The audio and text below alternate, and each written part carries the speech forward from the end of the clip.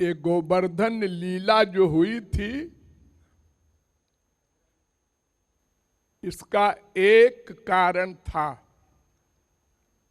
उस समय हमारे देश में अनेक देवोपासना होती थी, अनेक देवी देवताओं की पूजा होती थी, और भगवान की शर्त है मामेकम शरणम ब्रज। एक स्वर से सर्व ग्रंथ कह रहे हैं कि अनन्य भक्ति करनी होगी। अनन्य,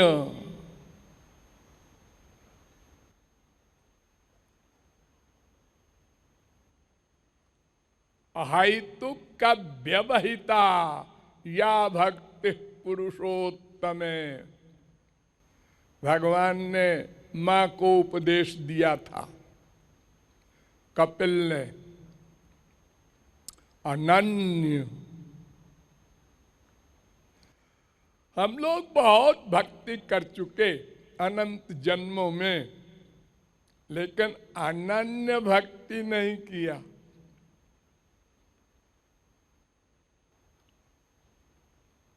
और तो और हमारे देश में जो राधा कृष्ण और सीताराम के मंदिरों में जाते हैं, वो मरे हुए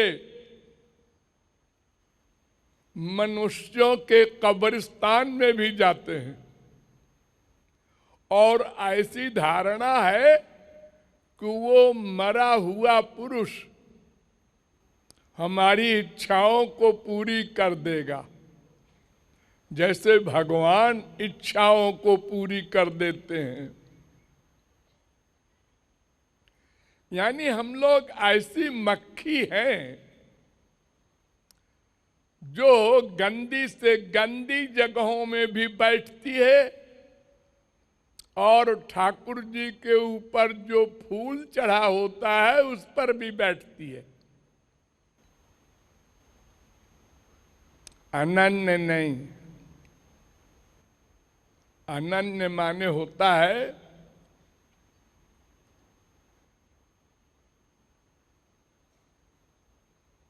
अन्य नहीं। और अन्य कौन है? मायाबद्ध। बस दो ही तो है, एक मायाबद्ध, एक माया मुक्त या मायाधीश। तो माया मुक्त महापुरुष और मायाधीश भगवान, इन दोनों में अगर आपका मन आसक्त है तो आप अनन्य हैं। और अगर मायाबद्ध में आ गया, वो चाहे स्वर्गलोक का देवी देवता हो, चाहे नरलोक का हो, चाहे नरक का हो, तो फिर आप अनन्य नहीं रहे। एक क्षण को भी नहीं आना चाहिए। जैसे संसार में लोग कहते हैं कि ये पतिव्रता है। पतिव्रता माने जिसके मन में अपने पति को छोड़कर कोई पुरुष न आया हो, पति के भाव से, यानी आसक्ति न हुआ हो मन से भी, वो पतिव्रता कहलाती है। जैसे सत्यवादी, जिसने कभी मन से भी न सोचा हो झूठ बोलने का, मन से, वो सत्यवादी है।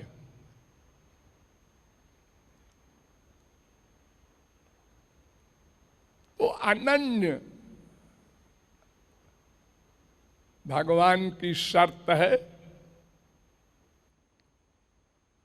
उसको प्रैक्टिकल रूप देने के लिए, उदाहरण प्रस्तुत करने के लिए ये गोवर्धन लीला हुई थी।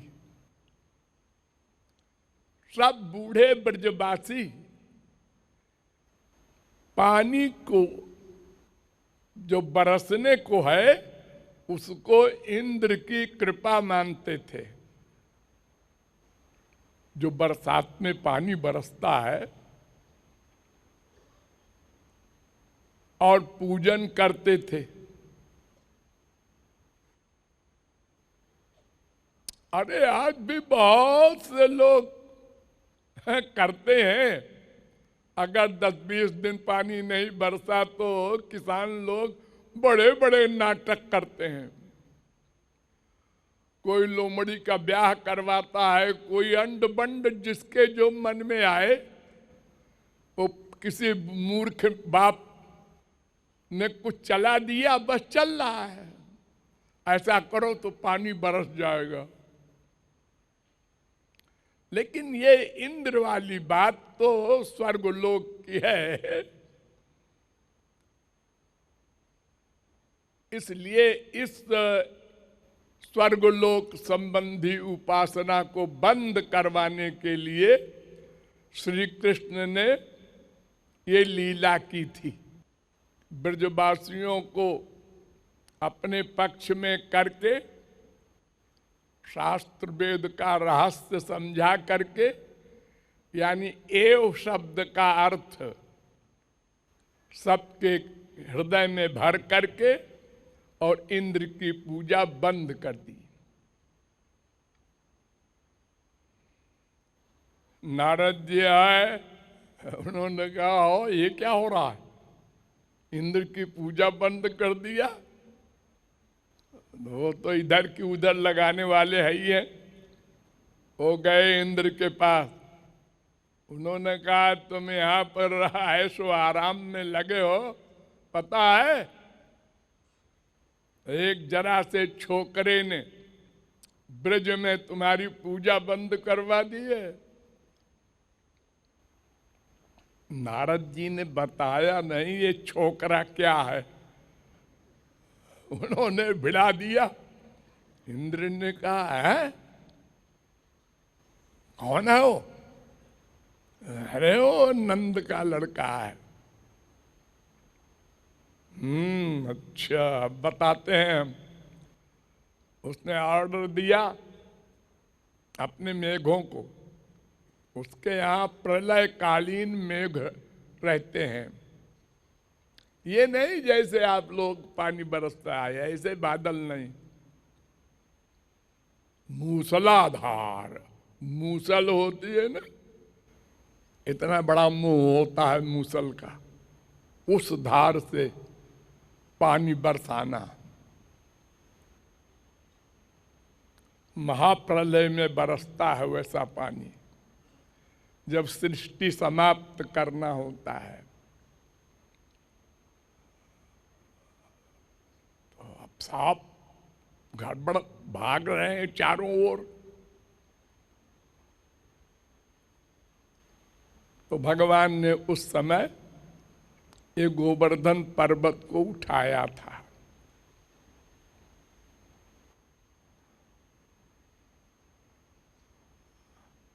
एक नाखून पर,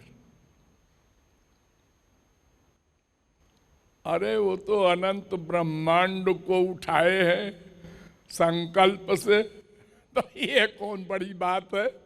गोवर्धन तो छोटा सा एक पर्वत है, एक ब्रह्मांड में भी एक छोटी सी जगह है भारत, उसमें भी एक मथुरा डिस्ट्रिक्ट का है छोटा सा।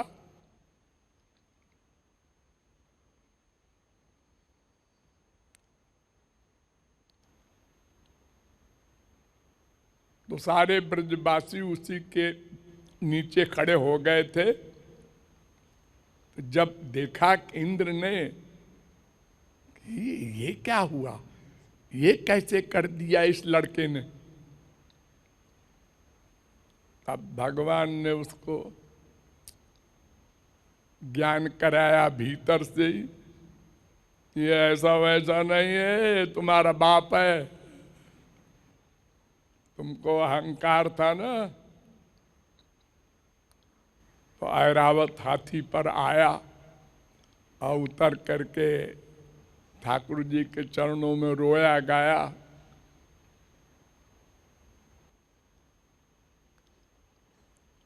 तो अनन्य भक्ति को पक्का करने के लिए भगवान ने एक गोवर्धन लीला की थी। वो काफी दिन तक चला, लेकिन हम लोग तो फिर विचित्र बुद्धि है, फिर सब घपड़ सपड़ करने लगे। और यहां तक कि यज्ञ में पशुओं की बलि, मनुष्यों की बलि होने लगी।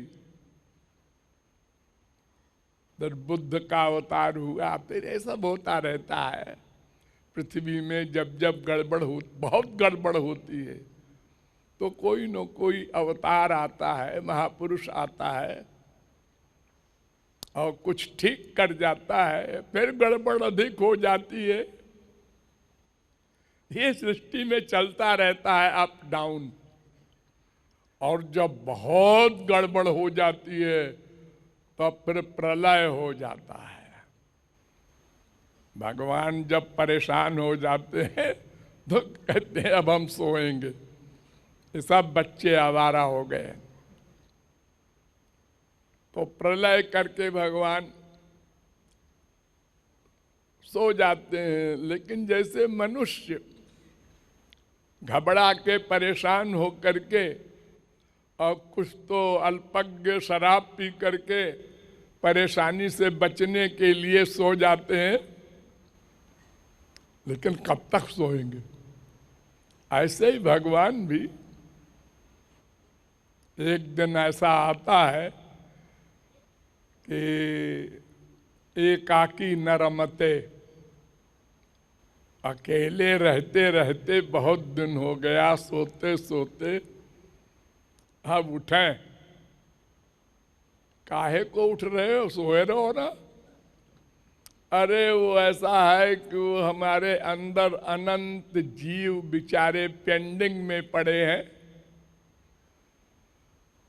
महाप्रलय के बाद जब हम लोग भगवान के महोदर में लीन होते हैं तो हमको कुछ करने का अधिकार नहीं होता। हमारी इंद्रियां भी नहीं होती, मन भी नहीं होता, बुद्धि भी नहीं होती, केवल पर्सनैलिटी रहती है। तो भगवान को दया आई और दया के कारण ये जानते हुए कि ये सब जीव फिर वैसे ही करने लगेंगे, लेकिन अब क्या करें, शायद अब की बार ये सब अपना कल्याण कर लें। तो वेद को प्रकट किया, ब्रह्मा को, सृष्टि को, सबको, और स्वयं भी सर्वव्यापक हुए और सबके हृदय में भी एक एक रूप में बैठे। अपने बच्चों के लिए सब कुछ रियायतें की, लेकिन हम लोगों ने फिर सब बिगाड़ दिया और देवी देवताओं की पूजा शुरू कर दी अनन्यता के खिलाफ। तो फिर अवतार लेते हैं, फिर गोवर्धन उठाते हैं। ये ऐसे ही चलता रहता है चक्र। इसलिए हम लोगों को अनन्यता का बहुत ध्यान रखना चाहिए। धन्यवाद। राधे